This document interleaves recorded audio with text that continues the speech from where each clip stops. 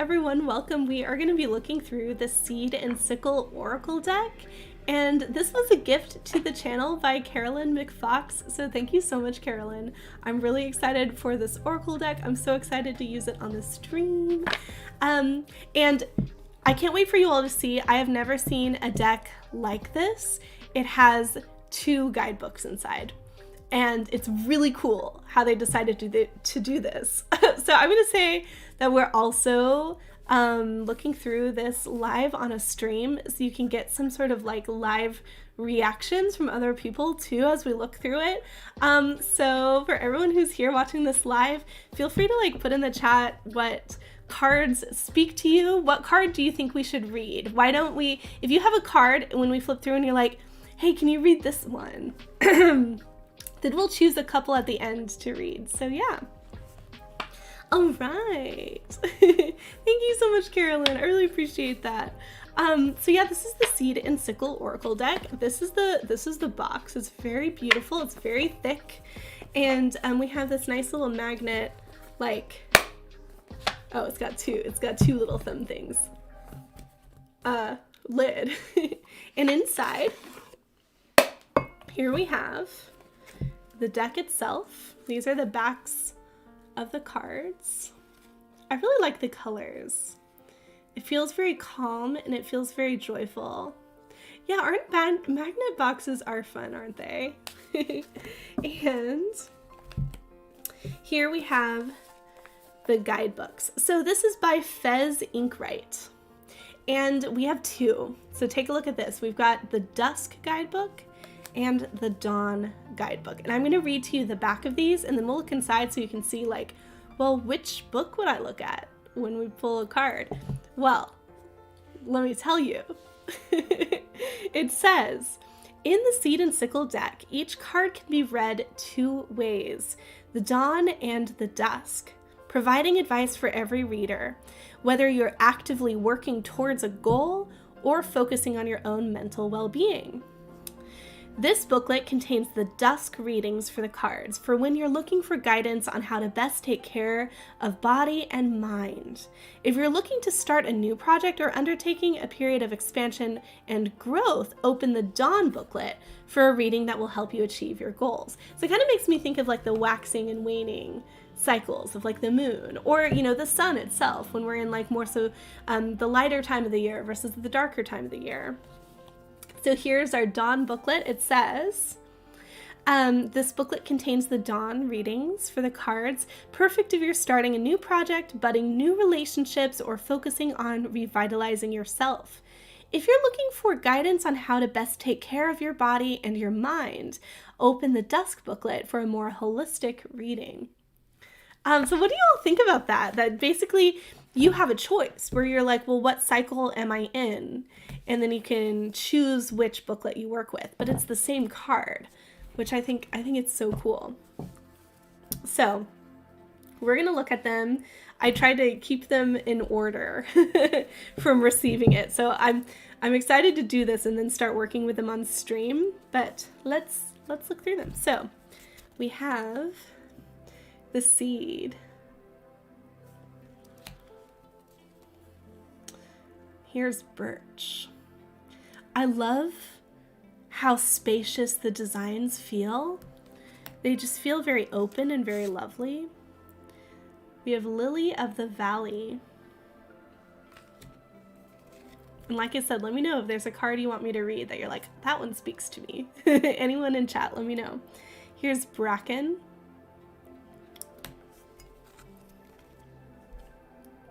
Wisteria. Carolyn, I thought that you would vibe with this deck. When you got it from me, I was like, surely Carolyn has this, because this feels like you would work well with it. You want to know about Bracken? Okay, let's set it aside. Yeah, I'll just set the ones aside that we want to look at. Here's Buttercup. Perfect, 2 for Bracken. Here's Poppy. Oh wow, look at that skull kind of hidden in the poppies. Here's Cherry.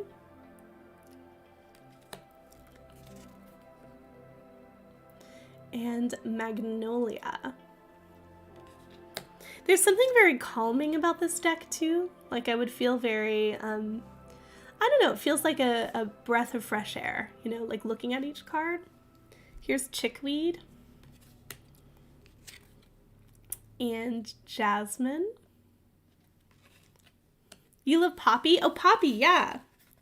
Poppy.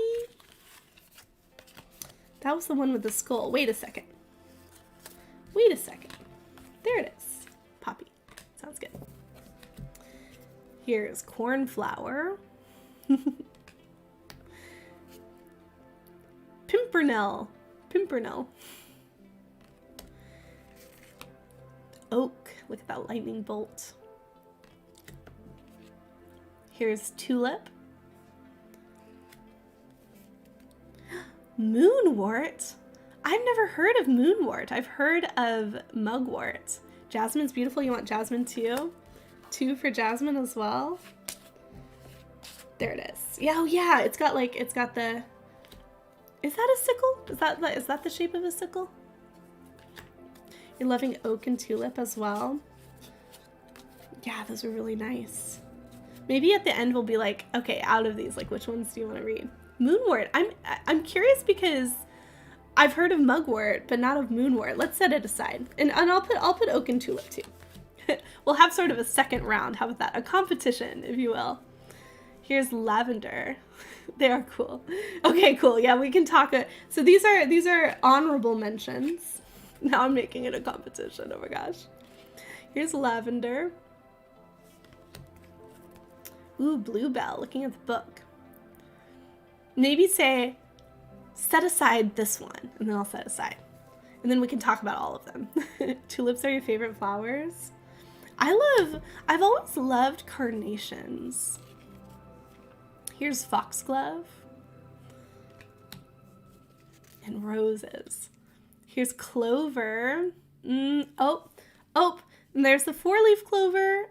So I find 4-leaf clovers like crazy. It's just like one of my things, and Arthur has adopted this skill.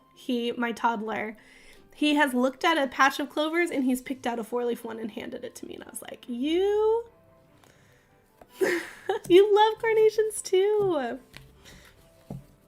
You're intrigued by the lightning? Oh yeah, that one's in the oak. And was there another one with lightning in here? Definitely the oak. I think for me, there's another one. It's kind of like looking at things and noticing where the pattern changes. So, yeah, maybe we should set aside the clover one and see. Belladonna. And here's Rowan.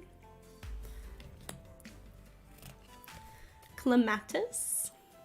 If I'm saying any names wrong, feel free to let me know. Ah, you like it, Misha? Here's Willow. I love Willow. Look at that, like, sort of like, that, like, knot. Isn't that gorgeous?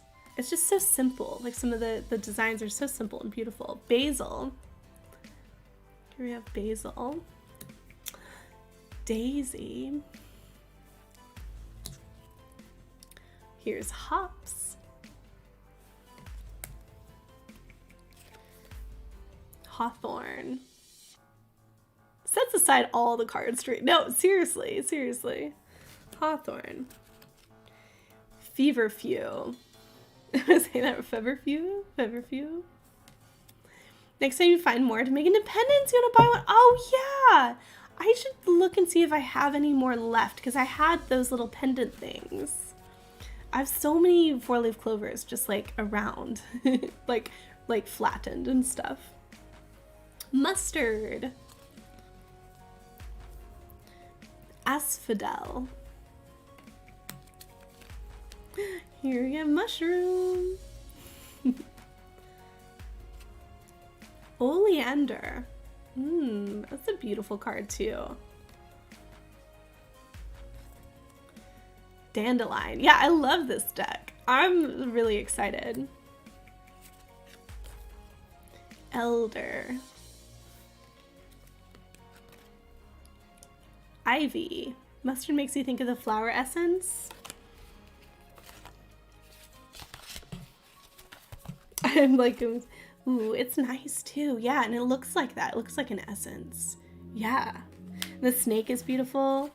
Let's pull out the snake too then. We'll just have like a second round, you know? Okay, ragwort. Or maybe we'll shuffle. If we have enough, we could just shuffle them and draw. Thistle.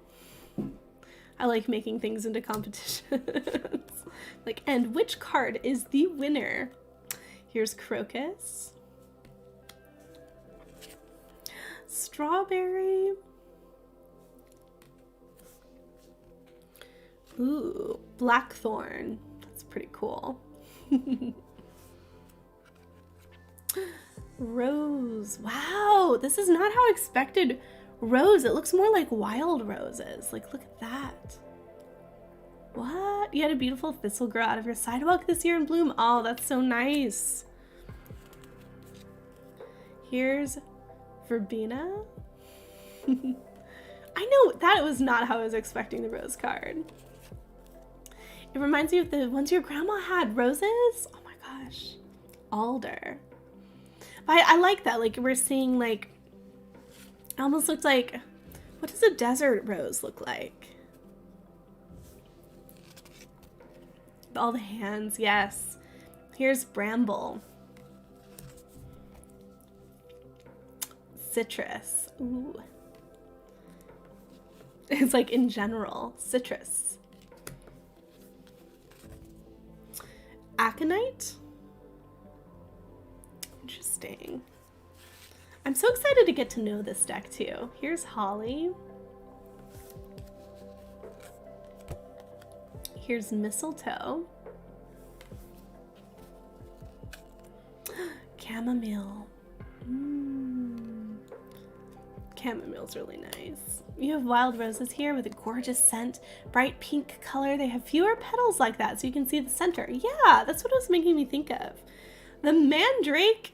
Oh my goodness. Let me know, were there any that I should set aside? You're not sure what the name of the variety of roses she liked were, but they look more like wild roses and had a lot less petals. Yeah. Cool. Purpley pink. Here's henbane. Here's Dartura. Apple. Ooh, I like this. Apple.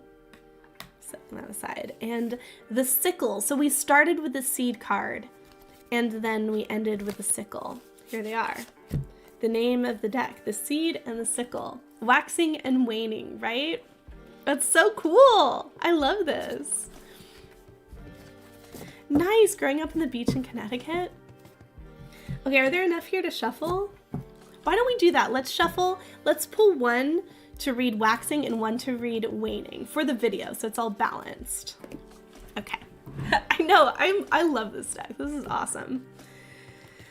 Okay, so wait. We've got our, and we'll go through them again. These are our favorite ones.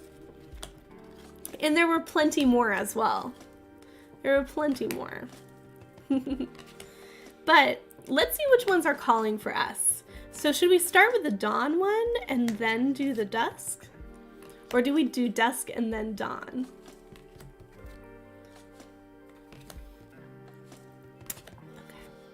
Okay. All right. So for everyone here and anyone watching this video, what do we need to hear in terms of, let's do dawn and then dusk. Let's do dawn. Oh, you want to end on dawn? Okay, we can do that. Let's do dusk. I changed it around. Let's do dusk. I was having a feeling. I was like, I think someone wants to end on dawn.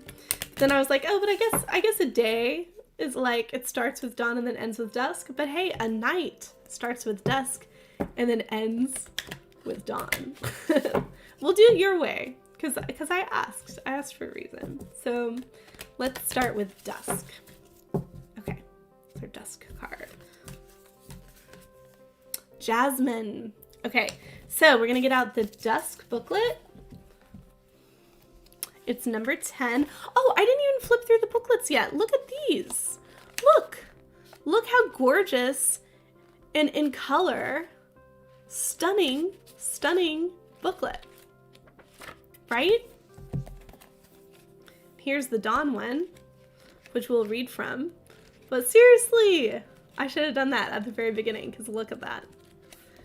Jasmine blooms at night. That's perfect. Yes, well then perfect. Yeah, let's see what it says. Oh, whoa, I just turned to it. Yeah, it says, in the Philippines, a couple prepare to part. The young man to the city, and his bride to remain at home, worried he will fall in love with another. He gives her his dagger with a promise that if he does, she can kill him. But when he returns with a new wife, she plunges the knife into her own heart instead. Is this the story? Is this an opera? Because it sounds like an opera. This card is dramatic. Wait, what was weird? Is it the card? It's telling a story. Oh my gosh, this card is dramatic. I know. Okay, so let's see. So that was the first paragraph. So here's our message. It feels like an opera, doesn't it? Is that the plot to an opera? Okay, so it says, you may feel as though your current situation is hopeless, but jasmine blooms during the night. See, it mentioned that. Carolyn knew. It blooms at night, releasing its sweetest scent when it is dark.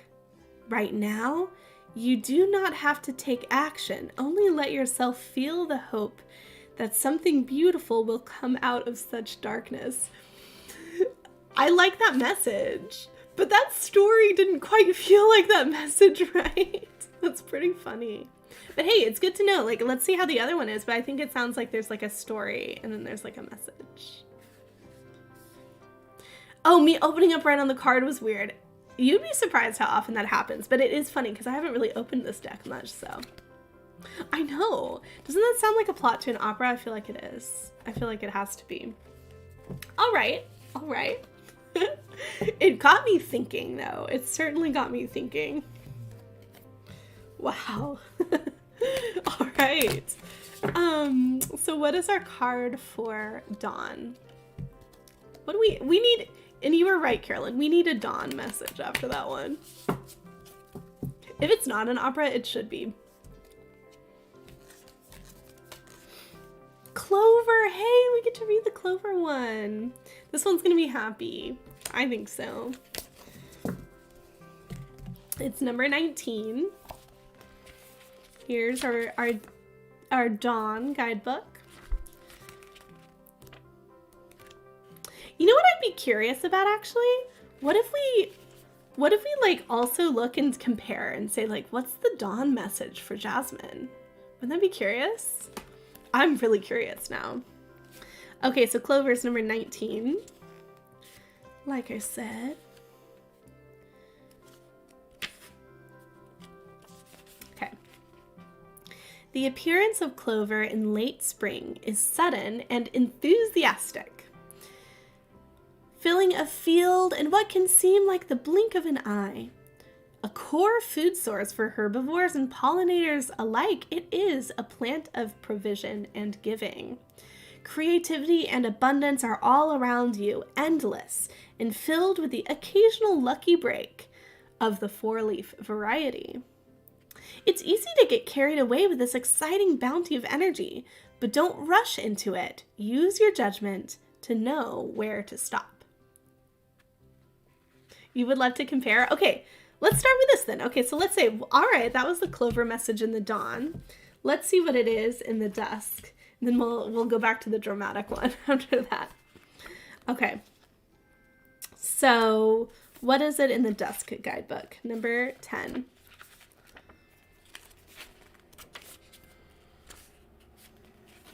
Wait. That's Jasmine is number 10, sorry. Number 19. It says, a four-leaf clover is a rare thing to find, with only one growing for every 10,000 standard clovers. You all. I've always said this, and whenever I find, I sometimes find like 4 to like 7 at a time or something, and I'm like, Lars, you know that it's only 1 in every 10,000 clovers, right? And he's like, I don't know, I see you find a lot of those. Isn't Okay. I promise though, it's like if you're looking out over like a bunch of clovers, my eye just immediately goes to them. So it's like it breaks the pattern. I think that's what it is.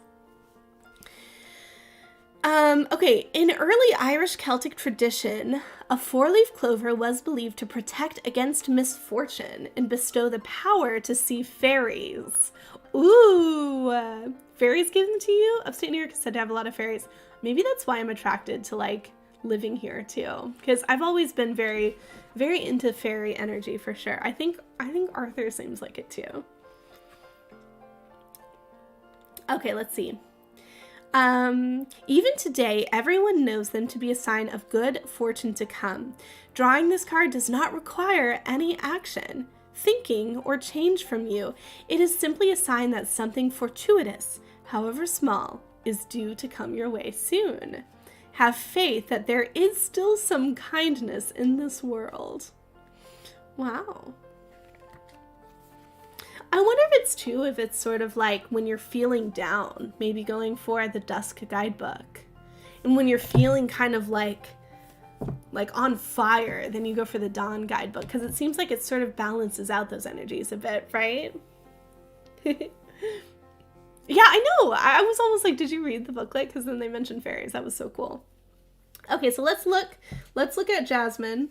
My hair's being all crazy now. Let's look at Jasmine. Number 10. So let's see what our Dawn message is for Jasmine, because that was so dramatic. Here it is. Okay. You've taken some good initial steps on your journey, but you're starting to flounder. Perhaps you feel as though you could have set out in a different direction, or others are calling you foolish for doing things the wrong way. But you chose this path for a reason. Jasmine always grows exactly where it means to, and so do you. You know exactly where you're going and why. Don't let your doubts or the scorn of others make you question yourself. Wow. All right, so I'll close off the video there. Obviously, we're having so much fun looking at this on stream, so if anyone's watching this as a video, come hang out with us on stream, definitely. And let me know what you think about this deck. I'm really liking this two booklet thing. I think it's pretty cool. So yeah, thank you so much for being here, and I will see you in the next video. Please like and subscribe. All right, bye.